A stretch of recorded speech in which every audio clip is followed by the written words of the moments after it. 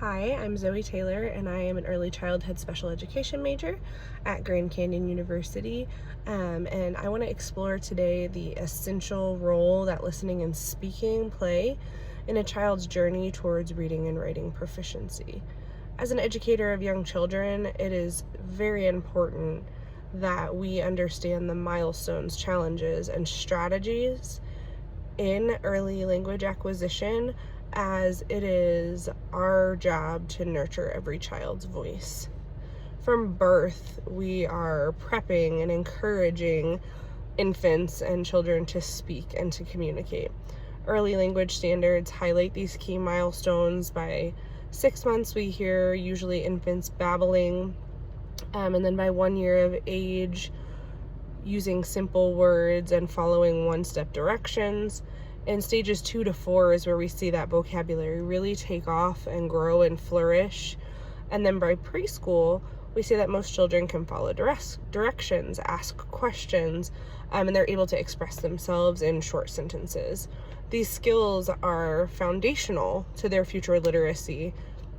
And exposure to rich language environments through songs, stories, and conversations really help expand that growth. As children enter kindergarten, we start seeing the more academic focus on the complex language skills. Kindergartners are learning to listen with attention, retell stories, answer questions, and then by first grade, we are wanting kids to use complete sentences, describe events, and be able to listen and retell details. By third grade, children are expected to summarize information, participate in discussions, and use language to explain their thinking. These milestones are crucial for reading comprehension and writing clarity as they grow older. Language delays are significant and can significantly impact not just a child's speaking ability, but also their listening.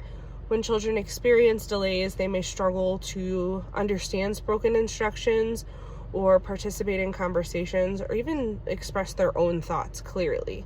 These challenges obviously hinder the ability in the classroom to follow classroom routines and develop those foundational skills necessary for reading and writing, but it also affects their classroom relationships.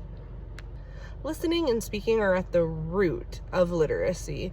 Oral language skills allow children to understand stories, learn new vocabulary, and then hear the sounds that actually make up words.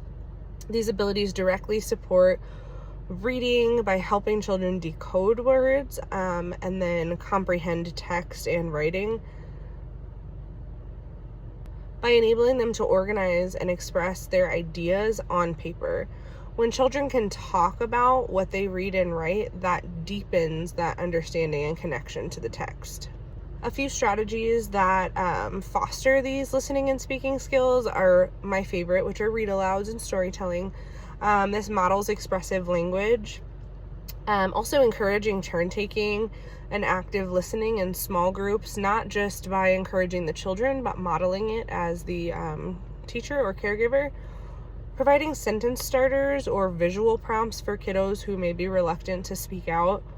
And then integrating stories, rhymes, movement to engage all different types of learners, as well as offering daily opportunities for children to share their ideas and experiences, whether that be written or verbally.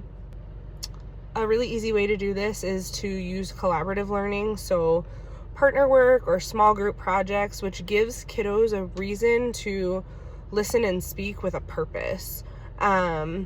We see that it builds social skills, it fosters empathy, allows students to learn from one another, and when they're working together, they're practicing that language use for purpose, which not only strengthens comprehension, but also expression.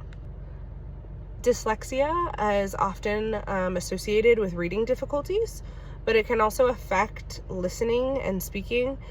Children with dyslexia may mispronounce words, struggle to follow oral instructions, have trouble finding their own right words. Supportive strategies for this include using simple, clear instructions, providing visual aids for these kiddos, and allowing extra time for responses. Encouraging multisensory activities like using gestures or drawing can also help children with dyslexia express themselves and understand others. In closing, remember, listening and speaking are not just precursors for reading. They are literally at the heart of communication and learning. By fostering these skills, we give every child a strong foundation for life and literacy. Our dedication and creativity and care make a lasting difference. So it's important that we get out there and continue to champion every child's voice and help them find their words and their stories. Thank you.